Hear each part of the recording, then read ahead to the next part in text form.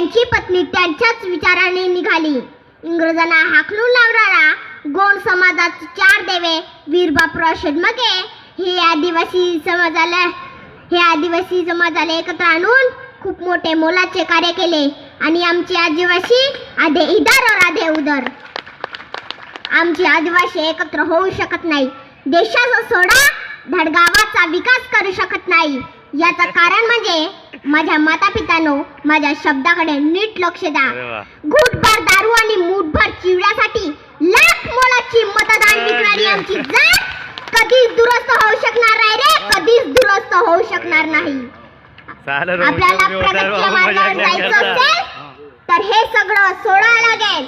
मी समाजात बघतोय घुटभर दारू पिली का बस तुमचं काम झालं, पण देशाचं काय याचा कधी विचार केला? अरे आहे का तुमचा एखादी माणूस मंत्रालयामध्ये?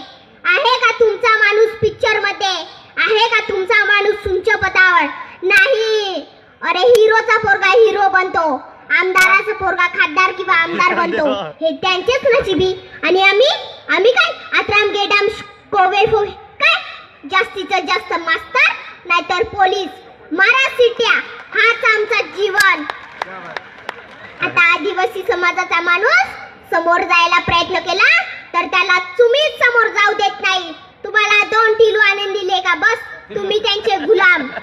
घुटभर दारू आणि मूठभर चिवड्यासाठी धावत पडणारा हा समाज कधीच दुरुस्त होऊ शकणार नाही रे, कधीच दुरुस्त होऊ शकणार नाही. मित्र हो, लक्षात ठेवा, मांगने वाली दुनिया में लाल पैदा होंगे और देने वाली दुनिया में दलाल पैदा होंगे. एवढे बोलून मी माझे 2 शब्द इथेच संपवत आहे. जय सेवा.